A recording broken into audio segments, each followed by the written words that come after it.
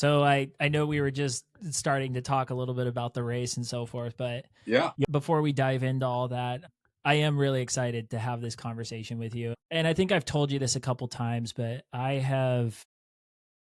you have been such a strong light at races. Like even when you're kind of coming in and you got the jitters or you got certain Yeah. things going on, Yeah. to kind of see your face, whether it's pre-race day excitement or it's in race day, to see you and your smiling face and your Yeah. excitement toward the sport and everything. I don't know how many people tell you that, but that really was a lot of the premise for having this conversation with you, because I think so many people get into the drudges and kind of the depths when you get into a sport like this, and it's remembering why you're doing the sport and then the people around you and the stories. And obviously that's why I created this podcast, Fight to the Finish, because it's about getting those stories out and hearing them, because I think a lot of people can correlate and understand what certain people are going through. So I definitely want to get into your story and some of the stuff that you and I had chatted about previously, in particular, which is serendipitous that we just finished Indian Wells 2024. And I think, Yes. the story you're going to share is some of the things that you learned from Indian Wells previously, and that there was a Yes. goal and so forth. So we'll go through that. But Yeah.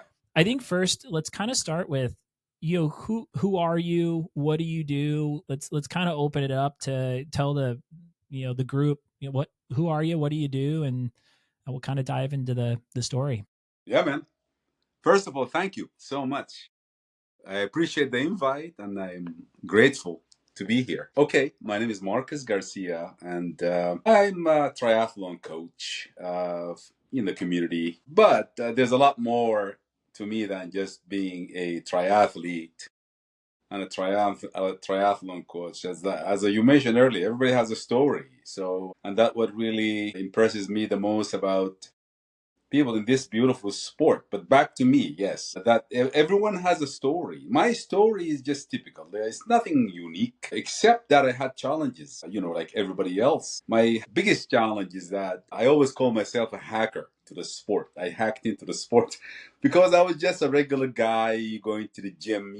I did not grow up necessarily any sort of endurance sports. I grew up in the Mediterranean. I played soccer, but it wasn't anything advanced or professional. But I've always been, in sports and led a good, clean life that was kind of set by my parents. I grew up in a household that encouraged, toughness, baby. After college, by the way, my background is in sports science. I do have a sports science degree. I have a master's degree in sports science. And maybe that helped a little bit shape my journey, actually.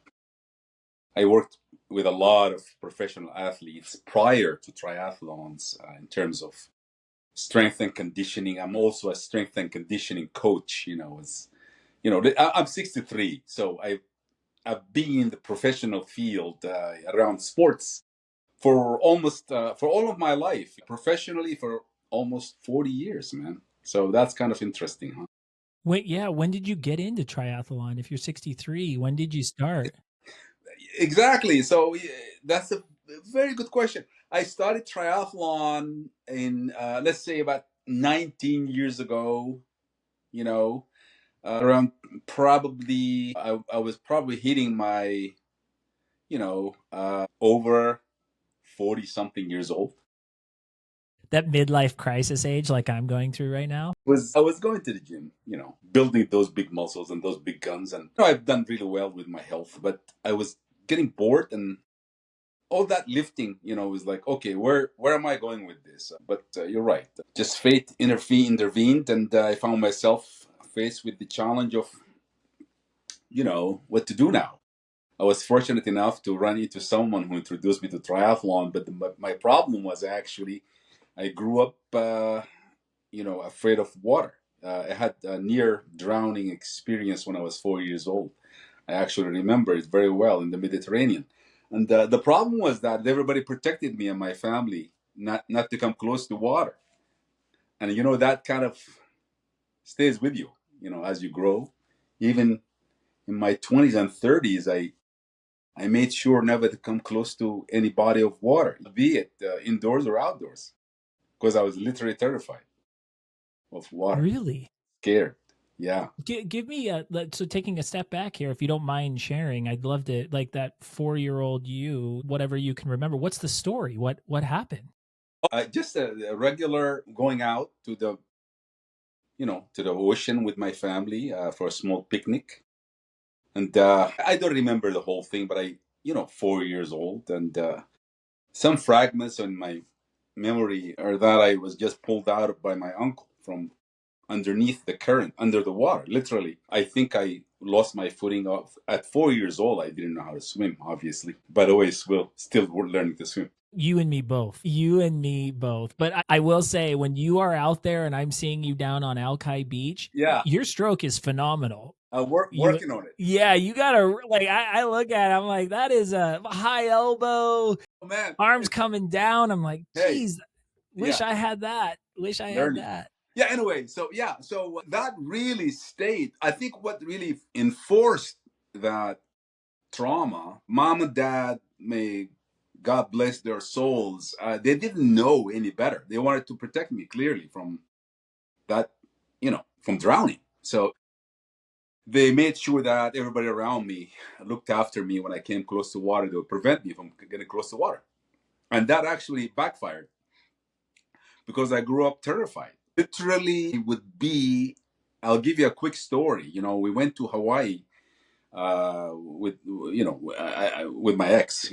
We got married in Hawaii, and I was in my, you know, probably 40. I was 40 years old, and we wanted to go, snorkeling, and I wasn't brave enough to tell my wife at the time. I actually don't know how to. Actually, I'm terrified of this.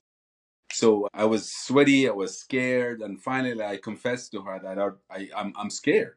Literally, I'm talking about as an adult, 40 something years old, 40, 41 or something, and yeah. So I remember putting all those vests, and everybody helped me. But even though I had the vests and all the snorkeling gear and all the buoyancy stuff, it was a terrifying experience for me. Imagine that. I mean, so that was actually the backdrop to my triathlon journey. Most of my issues with triathlon, not only I didn't know how to swim, but I'll tell you something. Since I mentioned my ex-wife, this is a funny story. I remember, this probably could be a year or two before I started triathlon. I was out of shape, dude. I mean, I was going to the gym, but I had no endurance shape. I'm talking about running and stuff. So I went out for a run. She wanted to go on a run, and it was probably a couple of miles. And dude, there was a hill. I remember this so well. This is around 2005. I remember it so well. And you know, she's a golfer, dude. She's not even endurance, but she was in better shape. So she went out on a run. I was like finally accepted to go on this run with her. I was terrified. I was like, "Are you kidding me? I don't have any. I'm in bad shape." And I remember it was like half a mile or maybe a mile out. Dude, I almost died. I was in such terrible shape. My heart rate was all over the place. I was just spent. So this is my background, you know? That's it's interesting, and especially somebody probably who's in sports science. That's kind of, you'd mentioned that, and it's there's as you're talking about, there's two completely different spectrums, and obviously more beyond that. You can have the weightlifter, which that's what you were saying you came from, and now there's the endurance side, and you get introduced to this at 40 years old, Yeah, and maybe you're going, okay, if, and maybe I don't know if at the time longevity is what it is today and people are talking about it and so forth, but there was obviously something that went on in your mind where you're like, okay, I can't have a sporadic heart rate and all this. absolutely. I've got to, I got to do a transformational shift here in Yeah, how I'm living my life. And that's what it kind of sounds like, is you that's dove it. into this thing, triathlon. Actually, that short little run I took was the catalyst because I was like, this is crazy. I'm 40 years old or 41 or something, and I'm just completely Okay, so I look great, and I'm very muscular, and I lift weights, but I definitely need to focus on a little bit more endurance, and that kind of opened the road and the way for me to actually explore more. And but my biggest problem, I mean, I understand your podcast, and this is all about in overcoming something, right? And I was actually talking with someone this morning about, when I look back, when I first started this journey, I literally did not. It's today, when I look back, it's almost shocking to me that, as I sit here with you today, 19 years ago, I never ever would have imagined myself at that time to be able to complete one full Ironman, leave alone actually now on my way to doing, a lot more. I just finished my 28th 70.3, if you knew that. Did you know that? No, I did not know that. Actually, it's true. Yes, I started early. Absolutely. Listen, every year I do like 5 or 6. I used to do more. I used to do like 7, 8 a year, when I went crazy. Now things slow it down a little bit. And, last year, for example, I think I did 2 full Ironmans and 4 or 5 70.3s. I'm still going at it, man. Yeah. Yeah, Yeah. but, I sorry, I digressed a little bit. My biggest, if there's one thing I have really been worked so hard to overcome, it would be the swim, you know. Yeah, let's dive into that a little bit because I think from the backstory that you were saying, which is, and I didn't know this, that there was really a almost drowning experience at 4 years old. You go Yes. through this life, you avoid water, whether it's your parents doing it and so forth, you avoid it. You live in Seattle, which is all covered in water. Right. So Yeah. that's got to be tough. And I think there's probably a couple times between the 4 years old to you today, or even before you started swimming again in triathlon, you probably encountered certain situations as you talked about in Hawaii where you had to encounter water a little bit. What I would like to dive into though is let's kind of walk through that a little bit because I can tell you as a non-swimmer growing up around water, love water, water ski, all of that. Beautiful. There was something about getting into triathlon swimming Yes. and getting into a lake and swimming and seeing a fish swim by or thinking about what's in the water. And I will tell you, I have tons of friends Yeah. that are like freaked out about the water. It's the most difficult event for them. Of So I course. would love to kind of, because I know that there's also this story around, your asthma and so forth and how Yes. you overcame it. So kind of walk us through that conversation of, okay, I've decided on this sport. I now have to come over this fear of water. Yes. And then through that process, you actually uncovered this thing, asthma. So you've Yes. almost had these different barriers along the way to this one Absolutely. difficult thing. So share that Amazing. story. Amazing, man. It's just incredible.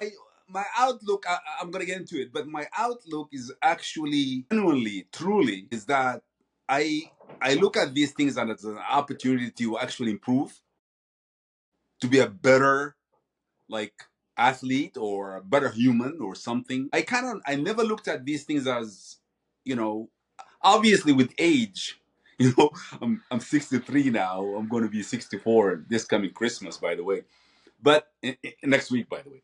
So Happy I never birthday. talk about my age because I don't want to like say, yeah, look at me, I'm 60 something. Look what I'm doing.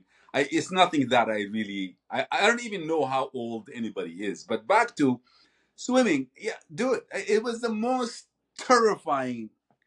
I mean, I'm talking about actual fear, like literal horror. My first swim. I had a coach who was a kind, intelligent, smart, but everything was indoors. I needed the actual, you know, being out there, to face the issue, which is actually you're going to be swimming in a lake or in an ocean where there's no bottom, man. And I was obviously with that background of what I just mentioned to you. I was in fear, and it was just a terror. So suffice it to say, my very first event, which was a sprint triathlon, I beeline. I wasn't able to do it. Really? Absolutely. I beeline. I actually, I had confidence. I trained really well. I learned how to do a bike at the time because I didn't know how. Listen, we all like rode a bike, but I had no idea that you had to clip and all that stuff, and you actually had to go over it. How do you climb those hills? I my first triathlon actually I had to dismount literally. The hills were so hard because I had those big muscles, big quads, but they didn't help me in climbing. But back to the swim, yeah, I actually once that gun went off or the cannon, whatever it is, and I'm looking at everybody taking off, dude, and I'm like, oh my god, I cannot be in the middle of this. I remember this is a mass start, short local race, and I'm like, okay, this is insanity. I cannot do this. How about if I just let them go and I just kind of follow? And that's what I did. But the problem was after 50, 60 feet, a reality struck. And I am now, I started to panic. What was that when you say the reality struck? What's the reality in your head? Like what are you when you if you can recall Drowning, back, drowning. drowning. That's the reality. Like there's nobody around to grab you and Exactly. you're just going to the bottom. Drowning. Because that was my fear. I couldn't sleep the night before or the night before that. And by the way, this continued for probably 4 or 5 years. This anxiety with fear, or even after I learned to swim and after I've done so many races, all these races I'm doing them with fear, my friend. It's insane. I mean, even though I know, there are people in the water and all that stuff, but that anxiety is real. You know, Hyperventilation, anxiety, and fear. These are real. I mean, when I tell a lot of my friends who are great triathletes about this, they really empathize. But most people don't understand when you have that terror, that fear. Most people don't like to talk about it, but I actually talk about it because I've been there, and in terms of my perspective as a coach now, as you know, I do a lot of open water swim clinics. I've been doing that to teach a lot of swimmers for the last 10, 12 years. I've been doing that.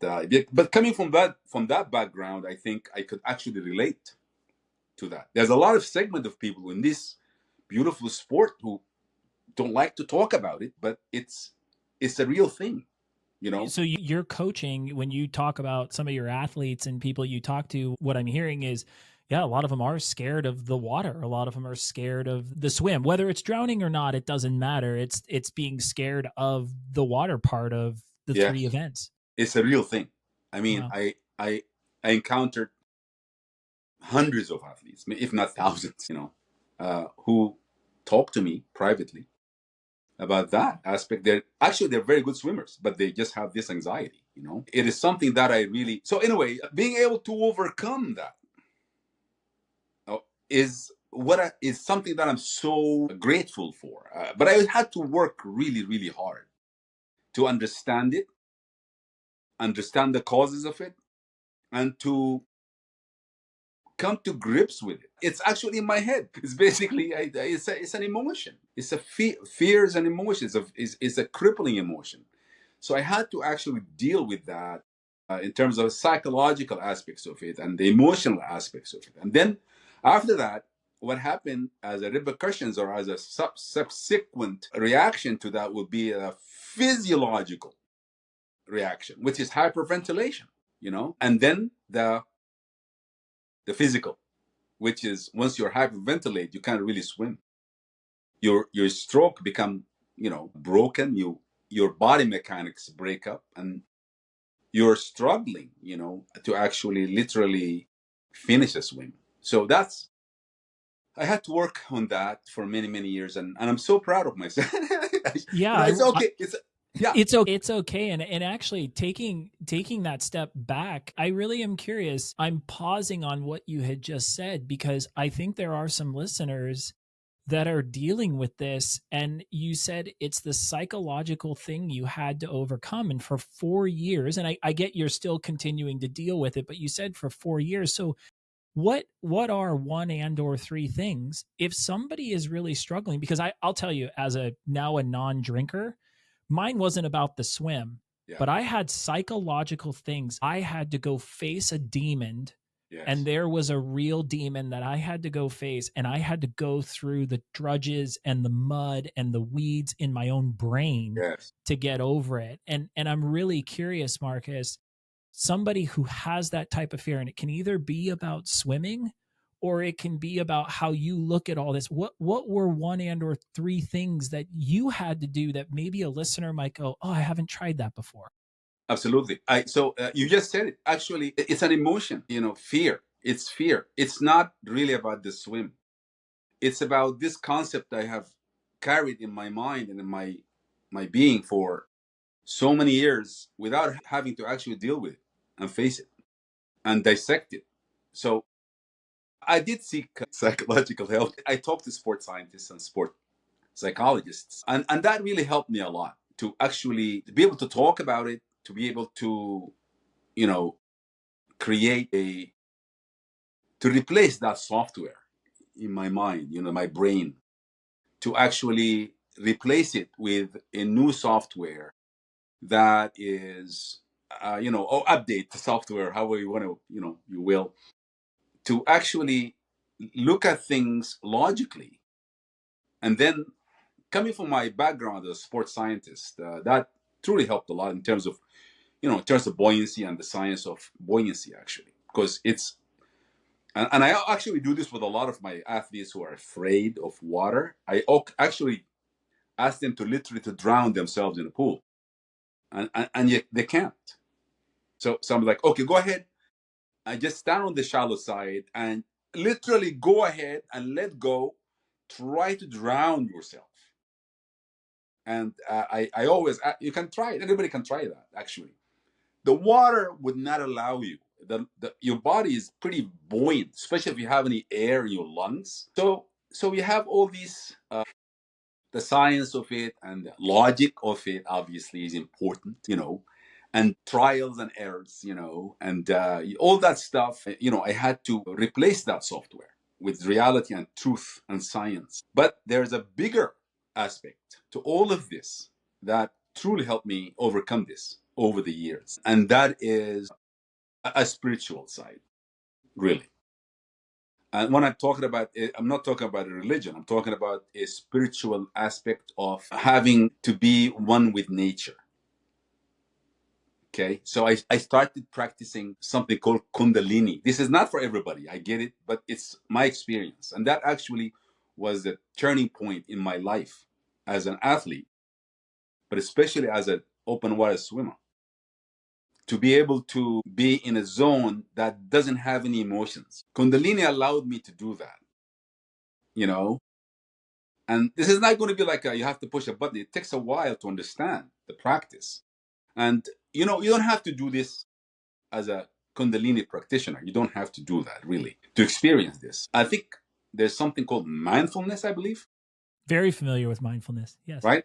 Yeah. So it's mindfulness, basically, which is to be in the moment, but to be devoid of anything that would influence that moment, such as fear, even joy. So the idea is to be completely neutral and present, and that's it. Just to be present and to reach that level of consciousness of being devoid of, it takes a little while. So with that and with practicing some aspects of Kundalini, such as the mantras, you know, and those mantras are really good. Like, it doesn't have to be a Kundalini mantra. It could just be a regular, normal. I talk to a lot of people who say they use mantras like, I am strong, I am strong, I am strong, let's go, I'm strong, I can do it, let's go, I can do it. With repetition, with doing it over and over, then it becomes a part of who you are, and you are going to be able to overcome. And that's basically one of the things I really definitely credit to this transformation of kind of getting rid of all the literally, I can tell you honestly, now for the last 4, 5, 6 years, maybe more, I, of course, like everybody else, we all get nervous before races, right? Yeah. Well, yeah, I still do. Of course, Yeah. of course, but I used to have crippling nervousness. I used to have I used to be like unable to sleep the night before a race, scared of the water, scared about the swim. The swim was the biggest issue. That was, for me in the past. Now, if there's one victory in my life, is the fact that I could not wait to get up and dive and take off and jump in that water and go. It's the most enjoyable aspects of triathlon for me today. Open water swim. Yeah, It's but that's incredible. got to be that mental overcoming that you did, and I think you it's really amazing how you compartmentalized it where in a lot of what I do in work and so forth, we talk about the art and the science of things, and the Yes. science is the very logical, and I actually never thought of it that way where I move more toward the mindfulness. Like before a race, I'm like, I'm gonna do this, I've got this, right? And that's something that I think you've got to train yourself. But that component of logic, Yes. where if you can, and I really liked how you said it, it's like, no, really, it's very difficult to drown in your situation. And I think a lot of people, it's that fear. You were like, it's that fear that Yeah. you're looking at. Can you create a logical component to it to actually say this isn't possible, or it's a very far fetched and so forth? I really think those two things, I never thought of it that way, where there's the art and the science of this, and the Yes. science is just as important as telling yourself you're going to do this and you're great. Yes. I always say this is the physical and then the metaphysical. Hmm. Both, you know? So you have the physical and you have the logical and you have the scientific approach, which is, very helpful to be able to, as I mentioned, to dissect and to be just kind of practical about stuff and not to be emotional about things. And then if you are able to actually demonstrate, and as a coach, I do this day in and day out. I with anybody and everybody who's has those issues, as I mentioned earlier, that you literally, if you wanted to drown yourself, you are unable to do it. Impossible. Literally, it's impossible. The only way for people to lose that consciousness or drown is basically when they cannot breathe properly. And you know what I mean? When they hyperventilate and they don't know how to relax actually, and that's when people get in trouble. So basically that's, but the physical aspect of it, buoyancy, the human body is pretty buoyant really, and I do that all the time with new students, and I thrive in working with athletes and people who are actually, or people who really need help in this area. Yeah. Yeah. Okay, so that's That is very helpful. I mean, I really do think the listeners are gonna take this away, and I mean, just that thing alone. I mean, you broke it down. You broke it down very well to a place where it's like, okay, that doesn't seem as scary if I can look at those two pieces. So I will tell you that's very, very helpful. And I want to now kind of take a little bit of a detour sure. to, we've got this guy who's come in, he's now doing 4 years, he's overcoming his water fear, and now, and I get you still have it, but now there's something new that's come up, and Yes. there's something new that has popped its head, Oh man. that you are going, wait a second, I just overcame this fear, Exactly. what the heck? So tell us that story, because I think it is Beautiful. amazing, Marcus, to see how much adversity you've Absolutely. in this sport alone, and It's how incredible. you're like, I'm going to take the art and I'm going to take the science and I'm going to keep doing the same process over and over and over. And I think that just says to your 63 years Yes, sir. you being alive, and I mean, you look not a day older than Thank you. 30. You look Yeah, amazing. good So genes. talk about that a little bit, and what that next iteration was.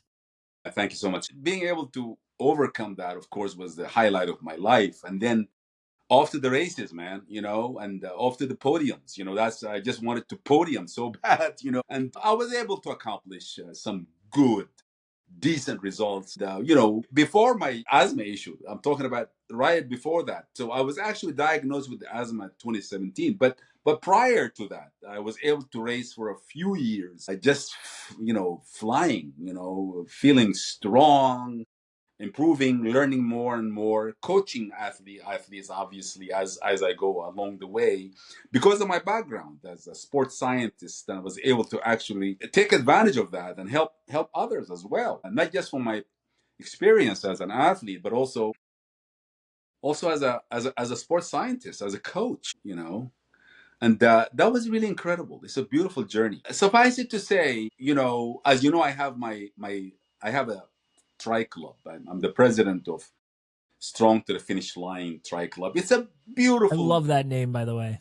Thank you. Strong to the Finish Line. I love it, Love man. it. Here we go. I love it. So it's something that I really wanted to create, to encourage people with strong desires to overcome something, but they may not have the wherewithal or the resources or the know-how, and that's basically my journey. This is my baby, Strong to the Finish Line. Basically, yes, it's a business, it's true.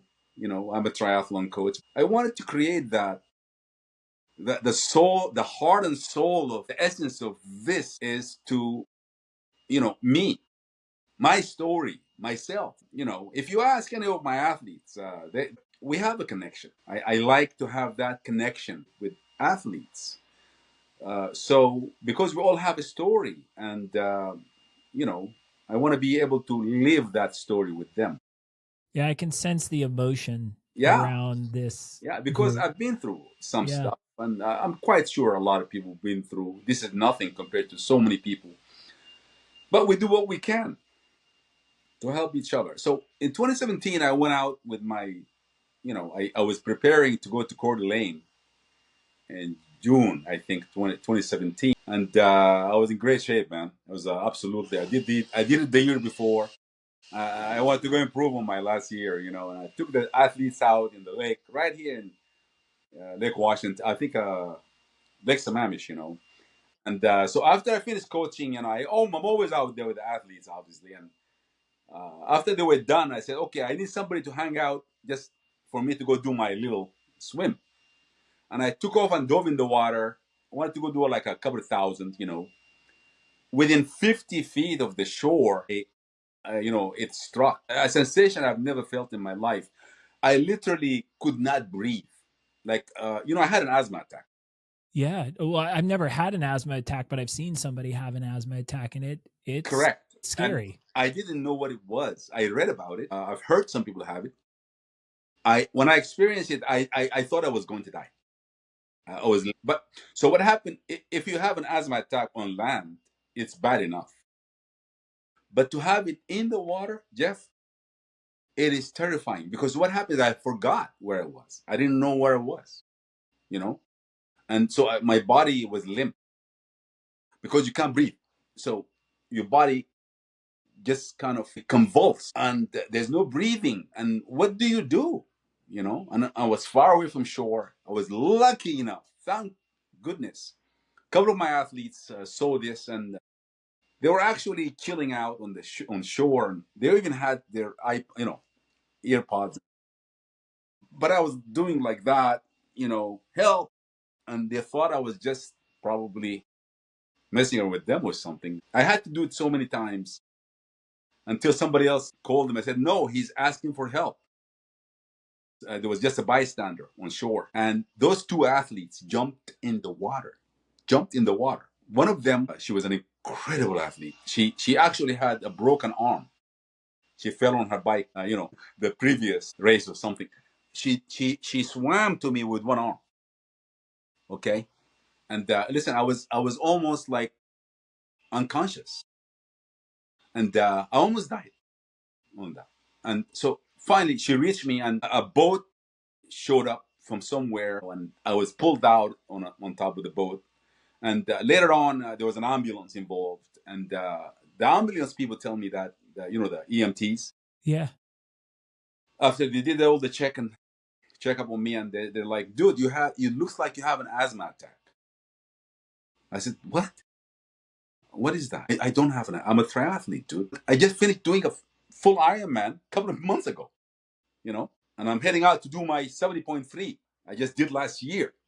They're like, no, you need to go check yourself in. So yeah, so basically That's my in 2017. So I went in actually. My first diagnosis, they said no, you probably don't, because they gave me these devices to push on, like to breathe in. My my breath was so powerful, you know, because I think people with asthma, I don't know the details how it's done, but they weren't able to diagnose it. And then I had to go to a different doctor, and they had a different type of a test. They put you in a box, I think, or something like that, with all those tubes. And they said, sure enough, dude, you're asthmatic. Yeah. I was like, what? So anyway, so that's another journey, another difficulties that I actually didn't know how to overcome it, honestly. And it seemed to have been triggered by cold water after that. Every time I jump in warm water, no problem. Cold water, I start hyperventilate. So you just had another thing to overcome then in Yes. regard did that set back Yes. any of the work that you had done? Performance wise, I got Yeah. slower. Of course, I'm slower. Yes. I got slower, literally. Not only that, but just to finish a race for me is like, oh my goodness, how do I do this? I blew up so many races, DNFs, 4 or 5 races. I trained so well all year. Then I go to that race and I just literally, it's a hit and miss. If the water is cold, it's kind of, okay, how do I do this? I went to the World Championship. By the way, I qualified 7 times to World Championships, and two of them I actually wasn't able to swim because that happened after my diagnosis. So the problem was, how do you deal with this? So that was basically something that I had to grapple with for the last 4 or 5. What is it now? 27 years now. Yeah, 8 years, almost 8 years. Yeah. 8 years. Yeah. So it seems like I have a grasp on it. Yeah. So you've seen me at Alki. So now I'm always out. What really seems to help a lot, Jeff, is to face it head on and dive in the water, and not negotiate too much with the water. I just kind of dive in, and the colder the water, as it gets cold, that's when I notice that I improve. My asthma now is the opposite. It's crazy. So now I actually prefer to swim in colder water than hotter water. So so yeah, it's kind of, there's no logic, huh? Well, I mean, I don't know. I think there's part of your life story that is give me adversity and I'm going to look it head on. And so I can see that if it's cold water, you're like, I mean, it's your attitude. It's how I hear you even when I you don't know. talk. You're like, I'm just going to face this head on Head and on. I'm going to go. And maybe your brain's rewired itself where it's like, I prefer that So comfort zone. I think so. I think it's just a matter of attitude. Mm-hmm. Maybe a matter of conviction, or what are you made of? What are you going to do? You're going to just kind of bury your head in the sand, or you're going to go face it? And basically, that's not to say that you have to kind of act in a stupid way or hurt yourself. So I think my direction is to face this, and to figure out the best way to approach it. So it seems like swimming throughout the year really helped a lot, because in the past, I would have trouble with cold water. So now swimming throughout the year, I'm out there all year. All right, granted, in January, February, yeah, It's cold. I've it's gone out there in no, January, what, February, and it's cold, but yeah, hey, yeah. This year I plan to be hanging out with Melissa, and those yeah. guys over there. Those guys in the West Seattle, they're out there all year. All So year long. I go down there and I mean, I'll run by oh, them and I'm like, this is too cold to even be running. she already invited me to start the year, in January. Yeah. But it seems like, yeah, the continuous swimming outdoors seemed to help tremendously. That's not to say I don't have asthma. I mean, I don't know. Some people say that I read a lot about the subject, obviously, and some people seem to recover with the years. But depending on the environment, also, if you live in a area where the triggers are out there, probably takes more to recover. But for me, yeah, I do have asthma. I still do, but I don't acknowledge it as I'm not wired to say, oh, I have asthma, I'm not going to go do this, or let me do less of that. So I'm trying to condition my body right now, and I have been doing that, not to do any harm, but to see if I can actually lessen the impact of asthma on my performance. And okay, so I'm not as fast as I used to be, but at least I'm able to finish cold races. I just, as you know, Jeff, right now we came back, you and I, right, from Oh yeah. Indian Wells. Yeah. Yeah. So I want, okay, I want to cap with this. And this, I hope your listeners and your viewers don't view me as someone who's full of myself. I'm not. Nobody ever would from this Okay. conversation alone. True. You get the podium. Thank you, sir. Honestly, I told everybody around me that I am. So I forgot to mention to you, in 2018, I went to Indian Wells and I wasn't able to finish it, as you know. Because Did of I the mention? asthma. Because the asthma. Jeez. Signed up, I trained, I took all my team, a dozen athletes. I dove in the water with them, but I was at the beginning of that swim, the first buoy, for about 30 minutes. I couldn't move. I couldn't breathe. I'm like, what is going on with me? I can't swim anymore. But remember, it was 51 degrees at that. Yeah, the first one was really cold in Ooh. 2018. All right, suffice it to say, now I went back, as I mentioned, I'm going to go get my redemption. Yeah. So I told everyone, and I was so prepared to absolutely swim it without a wetsuit, 100%. I, I've been swimming without a wetsuit, Alki, at 54 degrees, 55 Well, I've degrees, seen you out there. It's right? cold. Yeah. And I wasn't like, it was okay for me. 55, probably I'm just great. So they said 59. I'm like, yeah, no wetsuit. I told my girlfriend that, oh, yeah, I cannot wait. But when I went to the brief, I Yeah, was told, they said no, everything it's mandatory wetsuit. right. I was like, oh, come on. So in a way, I take that as, it's a wonderful thing to be able to be in a position where you can overcome these little things. Thank God. Yeah. How'd you do in the race, by the way? How'd you feel? How was the end? I finished. I finished the race. That's awesome. I did good. Remember, there's a very small percent that even sign up for this, and there's a very, very small percent that don't even finish Sure. or that finish. Yes. Yeah. Yes. I'm a grateful athlete. I don't want to sit and say, "Oh, I didn't do as well as I wanted to." You do what you can, right? I ended up half of the pack.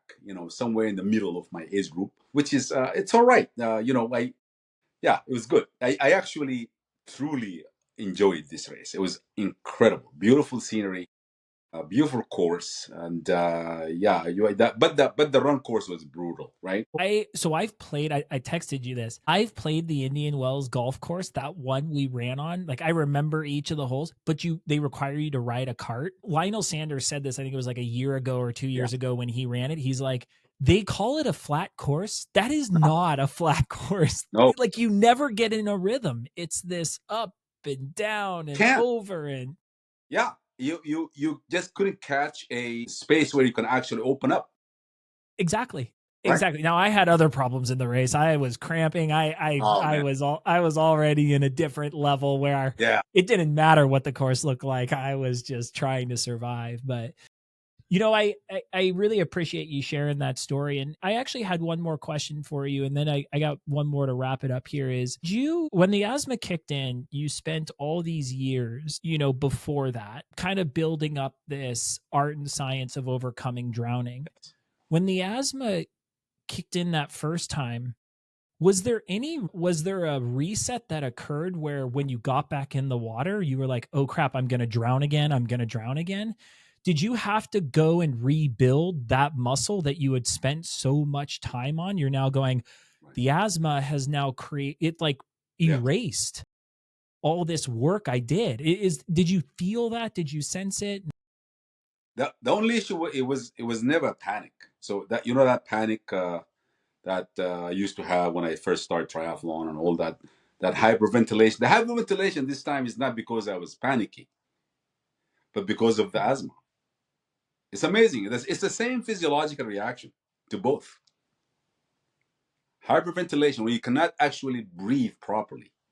And the reason for this time was because of the asthma, that I didn't understand how to deal with it at the time. So it was something similar to that. You're right.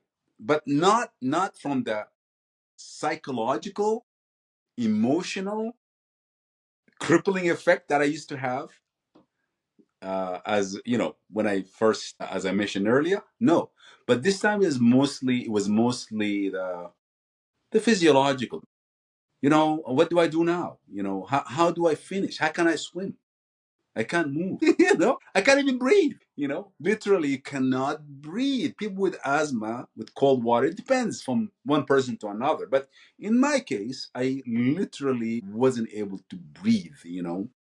And yeah, so that was basically how to come back from that to today. I think since 2017 and up to today, I've done over 20 something races, maybe more. Between the fulls, I've done a bunch of fulls, obviously, about 4 or 5, maybe more. Countless, smaller races like Olympics and stuff like that. A lot. I do all these races with my athletes, as you know. Like every year, I do like 3 or 4. So that's like, let's say, in the last since 2017. Even on those short races, I wasn't able to swim. It was just so hard. Good thing is that there's no cutoff time with those ones. But yeah, so yeah, right. Okay, where's Marcus? Oh, he's the last person coming. Yeah, yeah, yeah. He's okay. Don't worry about Marcus. He's going to come out. He's still in the water. He's good. He's going to be okay. So yeah, so that's basically and I actually, I'm quite sure those who know me or knew me for years, they know the full scope of the story. But for some people, they tell, oh, this guy. I mean, what's up, dude? Come on out. How come you're not so fast? In the swim. But here it is. Yeah. So now for me, it's not about performance, but it's about overcoming Yeah. a condition. And now I have just begun to think about really how to up my ante, up my performance, and pick up speed. I'm talking about last year, from last year to today. That's it. All these years, the past 4 or 5 years. No, I just wanted to survive. I just wanted to finish. That's basically yeah. So that's basically my life, and that's my journey, and I am so very proud of the. Uh, I'm grateful, first of all, grateful for this universe, for this beautiful life, for the breath. Because I always talk about I'm grateful for the breath, you know, and that's gives you an idea why. Yeah, it is a remarkable story. And where I'd love to end this Yes, is sir. there are people who are going through something. It doesn't matter what it is. It can be across the spectrum. It can be Yeah, you're a single parent, absolutely. or A you're condition. dealing with an addiction, you're dealing with a swim issue, whatever it is. What Yeah, whatever the condition is, what's the one thing, if you could tell someone, or where can they put a focus? And it might be the mindfulness, it might be what you've talked about, it might be those two things, but what's one thing you Well, you would like to tell the audience? it's based on my own little journey. I understand that sometimes we look at ourselves and we think that we are the only ones who are going through something tough, and we are human. We have that selfish streak in us, and I try my very best to relate to others. To be compassionate, to relate to others, and just think about others. If you think what you're going through is bad, look around. So to be grateful, probably, for what you have, bad or not. It's good to be grateful, man. Grateful for this breath. If you have the breath, if you have this breath, everything around it is, it's hard for me to say secondary, because we need to be able to function in life. But the breath is the most valuable, most magical possession that we ever have, and that's how I operate my life. I'm a grateful person. Grateful for my breath, but also grateful for those around me, man. I think it's gratefulness, man. Just being grateful, honestly. And there's a lot more things, I'm quite sure, but to be grateful and be humble. Remember that we're here for a purpose, and the purpose is to uplift each other, help each other. Really, if you want to just be by yourself and focus on yourself, you're gonna be in an island, man. That's not. I don't want to be in an island. I want to be with. Well, I do want to be in a beautiful island, obviously. Yeah, but yeah, I want to. I want to be in a community that is supportive and that is I want to provide, something positive to those around me. And that's basically, I'm not sure if I answered your question, but just being grateful for the breath, man. That's for me. I think that is a beautiful, no, I think that is a beautiful mantra to Absolutely. fall after, is to be grateful for the breath. Absolutely, I man. mean, I think that is a beautiful way to end this conversation. And Marcus, I will say what I said at the beginning. This now makes a lot more sense when I see you at races with the biggest smile. I mean, that smile right there, that ear to ear smile and laugh, just I now understand the gratefulness and the gratefulness for the breath and what you have. And I really do appreciate you sharing this story, not only with me, but the listeners today. I know there are going to be a lot of people who are going to relate to this Life. message, because it's not Life. just to By the way, swimming, Jeff, it's to before we overcoming conclude here, any adversity that you have in your let me life. say that something about you. I know you're a very humble person, and your story. You probably heard me say this to you a few times, but your personal story of courage, overcoming addiction, and overcoming the obstacles that you've been through is a personal inspiration to me personally. So keep doing what you do. Thank you so much. Thank you. Before I forget, congratulations on crushing that Thank you. race, qualifying to go to Worlds. My goodness, dude. Thanks, man. Unbelievable. Man, I'll tell you, I came home. I'll leave you with this. I came home and Yes. I looked at Yeah. my daughters and I said, 2.5 years, and Yes. we did it. I was like, this Beautiful. is what not giving up looks like. And I hope they take that. You can spend years on You're something, setting a great example, and man. this is what the Congratulations outcome to you is when you work your and ass to your off. family and to your friends and to your Yeah. team and your coach, by the way. Thank you, brother. And yes, sir. Thank you so much. Thank you. Thank you. Thank you, Yes. sir. Marcus, it Take has care. been a real pleasure. Bye. I appreciate this time. Thank you, brother. See ya.